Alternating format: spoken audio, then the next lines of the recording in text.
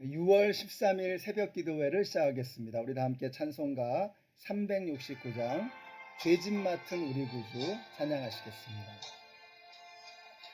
죄짐 맡은 우리 구주 어찌 좋은 친군지 걱정 근심 무거운 짐 우리 주께 맡기세. 주께 고함 없는 고로 복을 받지 못하네. 사람들이 어찌하여 아랠 줄을 모를까. 시험 걱정 모든 괴로움 없는 사람 누군가. 부질없이 낙심 말고 기도 드려 아뢰세. 이런 진실하신 친구 찾아볼 수 있을까. 우리 약함 아시오니 어찌 아니하릴까.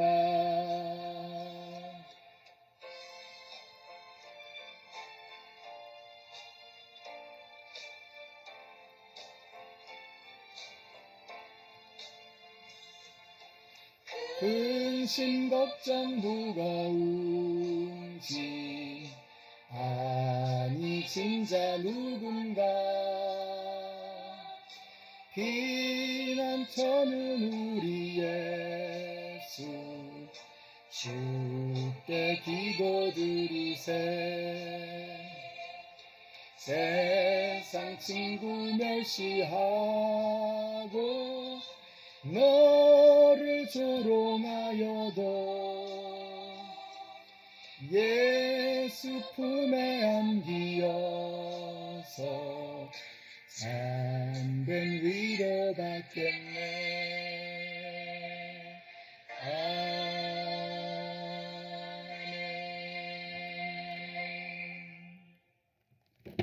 오늘 우리에게 주시는 하나님의 말씀은 마태복음 7장 7절에서 11절까지의 말씀입니다.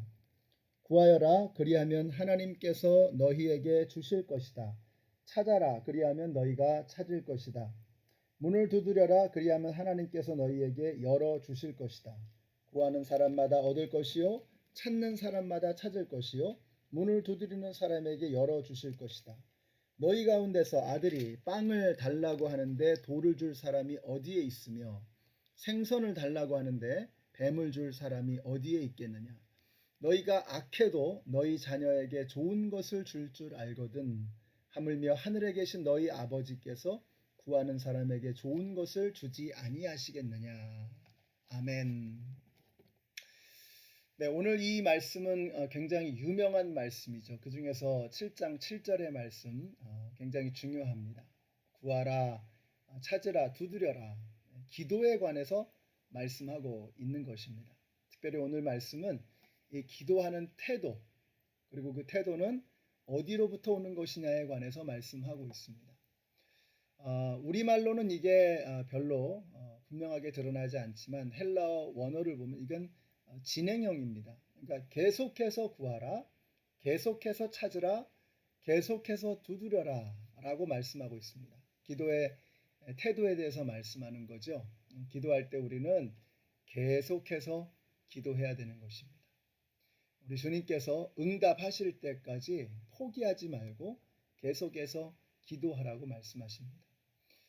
데살로니가 전서 5장 17절에도 이런 말씀이 나오죠. 쉬지 말고 기도하라. 우리 생각에 이런 생각이 듭니다. 이게 도대체 가능한 일이냐 하는 거죠. 어떻게 계속해서 쉬지 않고 기도할 수 있느냐. 여러분 이것은 이런 의미라고 생각이 됩니다. 우리의 관념 속에 하나님 아버지에게 기대는 그 마음이 가득 차 있는 거예요. 마치 어린아이는 무슨 일만 있으면 엄마를 찾잖아요. 그리고 엄마는 항상 그 아이를 생각하는 것입니다. 바로 그런 관계 속에서 아이가 항상 엄마에게 그 모든 것을 기대고 모든 것을 구하는 것처럼 우리가 하나님 앞에 그렇게 계속해서 끊임없이 모든 것을 그분에게 의지하면서 구해야 된다라고 하는 말씀의 의미인 것입니다. 우리가 사랑하는 사람을 생각할 때도 그렇잖아요. 연애를 하면 항상 사랑하는 사람으로 생각이 가득 차게 되죠. 바로 그러한 마음으로 우리가 하나님을 생각하고 하나님에게 삶의 모든 측면을 의지하고 기대해야 한다라고 하는 그런 삶의 태도, 기도하는 태도는 바로 그와 같다라고 말씀하시는 것입니다. 근데 이런 생각이 들죠. 아니 뭐 기도하지 않아도 그동안 먹고 사는데 별 문제 없었는데 뭐 이런 생각이 들잖아요. 여러분 사실상 따지고 보면 우리가 생명을 유지하는 데 있어서 반드시 필요한 것들 뭐 물이라든지 공기라든지 햇살이라든지 이런 모든 것들 그거 없으면 죽잖아요. 그런 우리의 삶에 필요한 그 모든 것들은 사실상 우리가 기도를 하지 않았는데도 하나님께서 이미 주신 것입니다. 이건 뭘 의미하는 것이죠? 우리의 삶은 하나님의 은혜에 기반한다라는 것을 우리에게 말씀해 주고 있어요. 천지를 창조하실 때 하나님께서 여섯째 날 인간을 창조하시죠. 근데 그 인간을 창조하시기 전에 인간이 살 수 있는 가장 좋은, 가장 완벽한 그러한 환경을 이미 인간을 위해서 예비해 놓으시는 거예요. 그리고 나서 마지막 날, 마지막 순간에 인간을 창조하시는 것입니다. 뭘 말하는 거죠? 우리 인간은 처음부터 하나님의 은혜에 기반하여 우리의 삶이 시작되었다. 하나님의 은혜가 아니면 우리는 아무것도 할 수 없다라고 하는 것을 이미 창세기에서 말씀하고 있는 것입니다. 그래서 오늘 우리 성도님들이 이 아침에 기도하실 때 특별한 은혜, 특별히 특별한 선물을 이런 하나님께서 주시는 이 은혜, 이 선물을 받아 누리시는 저와 여러분이 되시기를 바라요. 그래서 아침에 햇살을 보면서 야, 이 모든 것을 하나님이 주셨구나.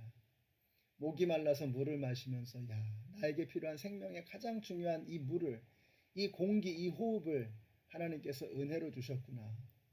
여러분이 멀쩡하게 건강하게 한 걸음 한 걸음 걸으시고 하나하나 호흡을 해나가실 때마다 하나님의 은혜를 들이마시고 하나님의 은혜에 감사하는 저와 여러분이 되시기를 바랍니다. 한 걸음 더 나아가서 같은 말씀을 하고 있는 누가복음 11장 13절에 나오는 말씀을 보시면은 이렇게 표현하거든요. 너희가 악할지라도 좋은 것을 자식에게 줄 줄 알거든. 하물며 너희 천부께서 하늘 아버지께서 구하는 자에게 성령을 선물로 주시지 아니하시겠느냐 이렇게 말씀하세요. 여러분 가장 좋은 게 뭐예요? 가장 좋은 것은 하나님이 함께 하시는 것입니다.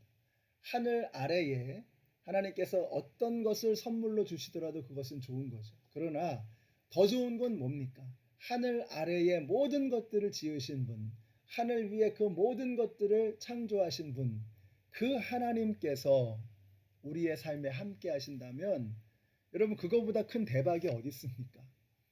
여러분 저와 여러분이 바로 그런 모든 하나님의 은혜 가운데 살아가고 있다라고 하는 것을 기억하시고 우리가 구할 때마다 하나님께서 성령을 선물로 주신다는 거예요. 하나님의 임재가 우리와 함께 하신다는 거. 언제 우리가 구할 때. 그래서 우리는 끊임없이 구하고 끊임없이 간구하고 두드리고 찾아야 하는 것입니다. 자, 그런데 예수님께서 이 기도에 대해서 말씀을 하시면서 한 가지 어떤 전제를 바닥에 깔고 있는 게 있어요. 그게 뭐냐면 기도를 하는 우리와 기도를 받으시는 하나님 사이에 맺어지는 관계가 뭐냐? 그것은 아버지와 자녀의 관계라는 것입니다. 그러니까 아버지와 자녀의 관계 속에서 이루어지는 것이 기도다. 이렇게 말씀하고 계세요. 우리는 하나님의 자녀입니다. 여러분, 자녀를 이기는 부모가 세상에 없어요. 우리 자녀들이 하나님 앞에 구할 때 우리 하나님은 기쁜 마음으로 들어주시는 것입니다. 그러니까 기도의 능력이 뭐냐면 바로 이거예요. 하나님과 우리가 맺는 이 아버지와 자녀가 맺는 이 관계 속에서 이루어질 때 기도에는 놀라운 능력이 나타나게 되는 거예요. 오늘 이 아침에 우리 성도님들 기도하실 때 그냥 쭈삣쭈삣 기도하지 마시고 우리가 자녀임을 잊지 않고 기도하시기를 바랍니다. 그래서 오늘 설교의 제목을 하나님 아저씨가 아니고 하나님 아버지이시다. 네, 그렇습니다. 우리가 기도하는 분은 옆집 아저씨가 아니에요. 하나님 아저씨 아니고 하나님 아버지인 것입니다. 아버지에게 기도할 때 아버지께서는 자녀들의 기도에 귀를 기울이시고 그 기도를 들어 응답해 주실 줄로 믿습니다. 이런 확신과 담대함과 기대를 가지고 오늘 기도하시고 하루를 시작하시는 여러분 모두가 되시기를 예수님의 이름으로 축원합니다. 기도하겠습니다. 하나님 감사합니다. 오늘 말씀을 통해서 기도를 드리는 저희와 기도를 받으시는 하나님이 어떤 관계 속에 있는가 하는 그 예수님의 가르침에 큰 은혜를 받습니다.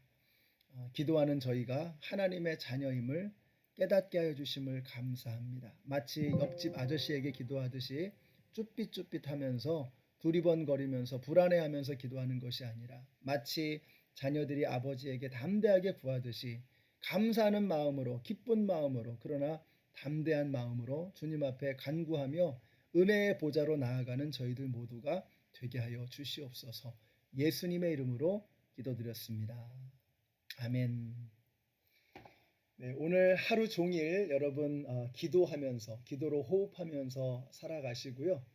아저씨가 아니고 아버지에게 기도하는 그런 담대한 마음으로 주님과 교제하시는 우리 모두가 되시기를 예수님의 이름으로 축원합니다.